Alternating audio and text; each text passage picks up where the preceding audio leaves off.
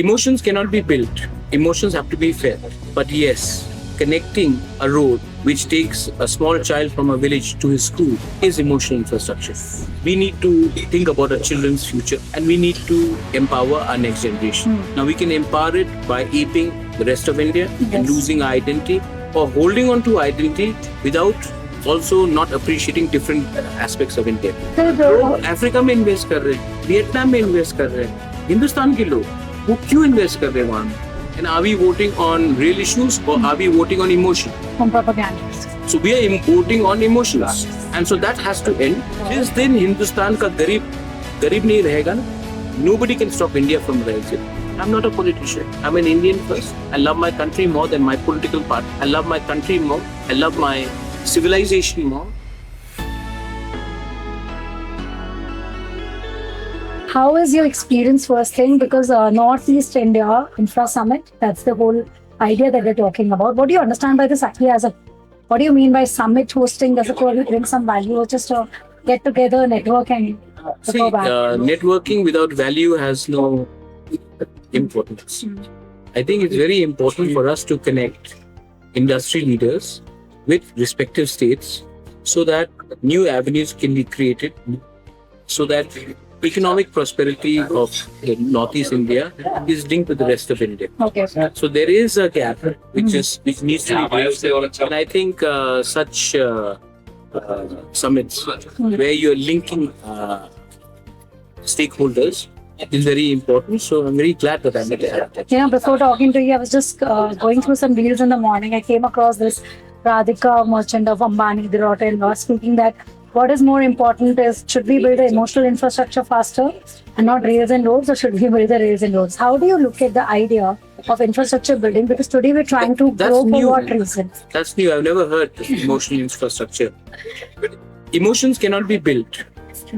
Emotions have to be felt.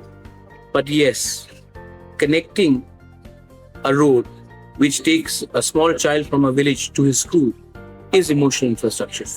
Now, this cannot be spoken. I don't know what she was saying, but I do realize that ensuring electricity in a village which has never seen lights is building a conducive emotional infrastructure. Yes. So that is very important. And I think that has happened over the last 50, 60 years, and more so recently with the impetus on connecting the Northeast.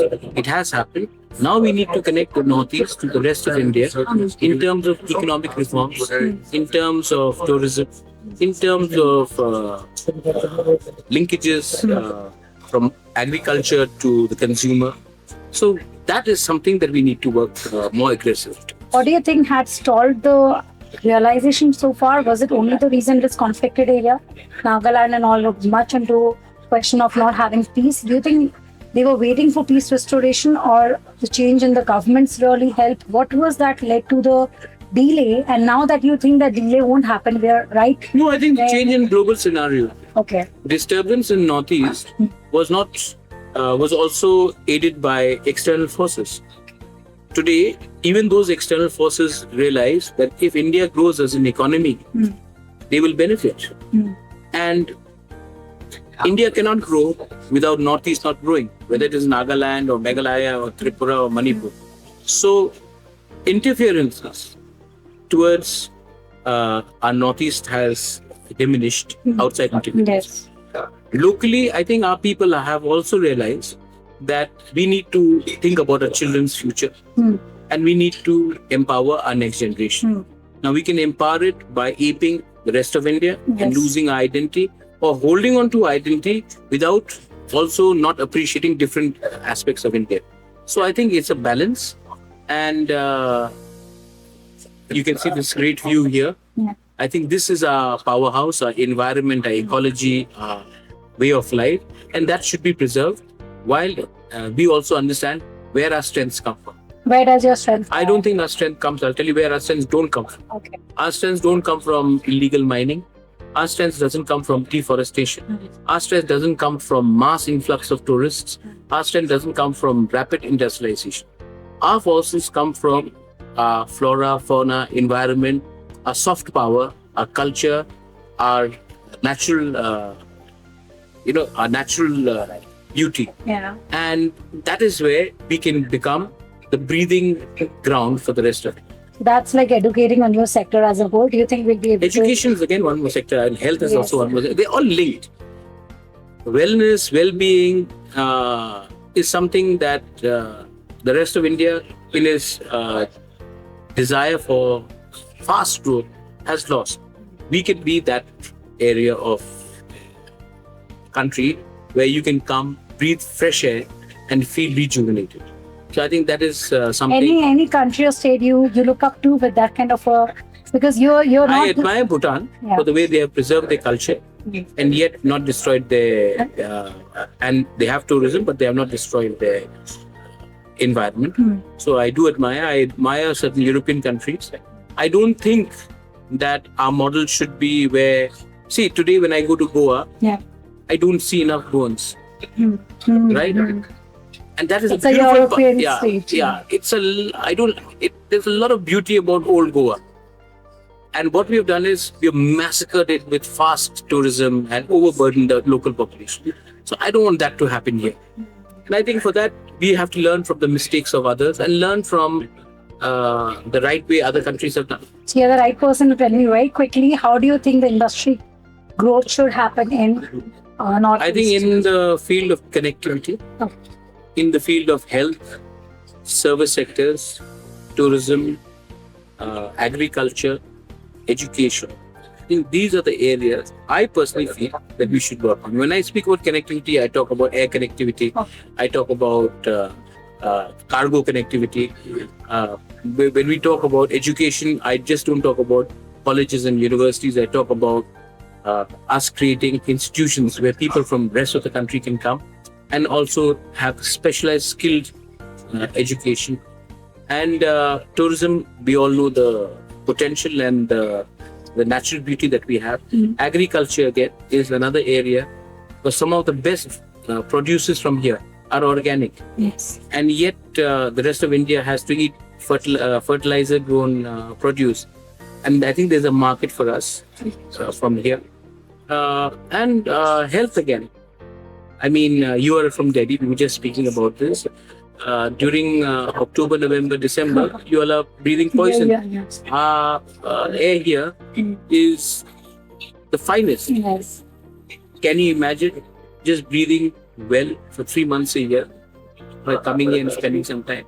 And now this is the day of work from home, which DG nomads. Yes. So why not make this place? You think it'll automatically increase But the again, we do not want overburdening of tourism because our population is small. 8 lakhs, 10 lakhs, 15 lakhs. If we have 10 lakh people coming in, we'll overburden the local population. The local people need to benefit. So we cannot, in the race of getting quick money, we cannot destroy our way complete of balance approach. The last thing is for the industries or for the investors and startup, those are youth, all of them. When they want to invest in Northeast, why should they have that faith? Because there has been a disconnect for long. We're rebuilding that. Disconnect नहीं है. मैं आपको बोल रहा हूँ, लोग Africa में invest कर रहे हैं, लोग वियतनाम में इन्वेस्ट कर रहे हैं, हिंदुस्तान के लोग वो क्यों इन्वेस्ट कर रहे हैं वहां में? Ease of doing business. नहीं, वहां में इनको लगा कि टैक्सेशन कम है, तो हमारे लोगों को भी इंडस्ट्री को भी मतलब कि एक बात समझना चाहिए. आप दुबई में क्यों अपना गोल्डन वीजा ले रहे हैं? आपको टैक्स कम पे करना है. तो अगर आपको टैक्स कम ही पे करना है, तब आप मत बोलिए कि मैं हिंदुस्तान को बढ़ावा देना चाहता हूं. लेकिन अगर आपको अलग रकम से बिजनेस करना है, तो government has to come in and give a certain amount of subsidy. Yes. But you also have to ensure that this wealth which you create is not only to you, but to the Distributed, local population on whose behalf you've got this industry. So realization that you're doing business for the world, with the world. जिस दिन हिंदुस्तान का गरीब नहीं रहेगा ना, nobody can stop India from rising. क्योंकि हम गरीब हैं, हम ज्यादातर टाइम पार्टी पॉलिटिक्स और अलग चीज में बात करते हैं. आप देखिए, इंडस्ट्री वाले के घर के सामने 10 एमएलए एमपी का लाइन होगा और एमपी एमएलए के घर के सामने 100 गरीब लोगों का लाइन होगा. जिस दिन वो 100 गरीब लोग अमीर हो जाएंगे ना, तो एमपी के घर के सामने कोई खड़ा नहीं रहे. And I think our aim should be to economically lift the people of India rather than just depending too much on politics. So I think less elections, less politics, and more focus on economic activity and our children's future is the way ahead. This is coming from a politician himself. I'm not a politician. I'm an Indian first. I love my country more than my political party. I love my country more. I love my civilization more than a flag of my political What does party. politics mean to you? Politics to me means I actually do not even have a definition of politics. I know what a country means to me. I know what my faith means to me. I know what spirituality, civilization means to me. I'm not sure what politics means to me, because you can serve your country by being honest to your state. You can serve your country by becoming a musician, by being a sportsman, by being an artist, by being an industrialist. You don't need to only serve your country by wearing a white kurta and giving a good bhashan. So I need to ask you this question. Why do you only interview politicians and make them gods? Because frankly speaking, they are elected by the people. But they have the power. And they have kept the people poor. Today, if you go to Scandinavian countries, the Prime Minister or the MPs, they take a public tube and they travel to work.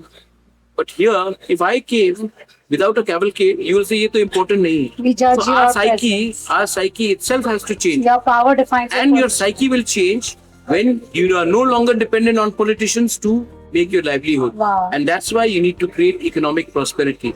Then your dependence on few individuals will reduce. So nice. The politics is the power to change, not the power to use. Politics, India will grow without politicians also. Wow. Right? India will go because India is a civilization. Do you think the growth of India is in the last 75 years? The growth of India is because who we were. And today, that is what Trying makes to us, find ourselves. that is what takes us ahead. Not because we have followed a British style of governance. That is there, well and fine. But that cannot be the only defining factor. Do you think Tatas grew because of politicians? Do you think Poonawala's have grown because of... No, they've grown in spite and despite. Wow. So it's very important for us to realize that fact. You really touched the heart with your thoughts. Thank you so No, much. I'm being honest. And if you're honest, then I think, ma'am, we'll all feel that we've achieved it. But let's be very honest. Economic prosperity, education is the only way this country will become a superpower. Not because you have people like me, kurta pajama, going and doing namaste and making a fool of ourselves in Davos. And many more people, everybody can then think of being in that space with equal humility rather than thinking it's a different. It's a realization. When I was young, we thought that this was power. Yes. When I'm old, power without delivery is a burden.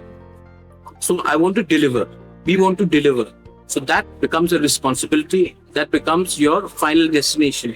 But if you just want power without delivery or accountability, then it becomes a burden at some point. Same goes with business. If they just want money without accountability to the society, then they go into In all business, the- you will not make money because eventually business succeeds on the consumer. Yeah.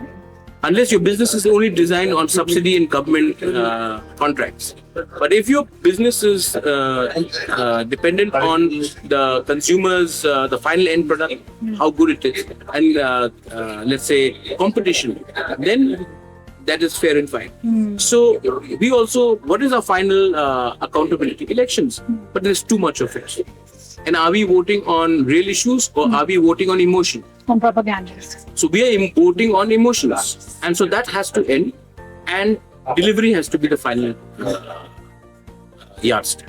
Thank you so much, Pradyot. I really feel like I should go for a elongated podcast with you because you actually bridged my question of emotional infrastructure also builds on the infrastructure. It is possible through the infrastructure development that you have, and that comes through having the right thought and vision and understanding. If the concept goes wrong, then I think everything. We are a highly spiritual country, and that spirituality in us should stay. And spirituality says, जब आप कमाते हो तो कुछ गरीब को भी दे दो, क्योंकि वो गरीब रहेगा तो आप हमेशा अमीर नहीं रहोगे. Thank you so much. Thank you Every so word meant to. Thank you.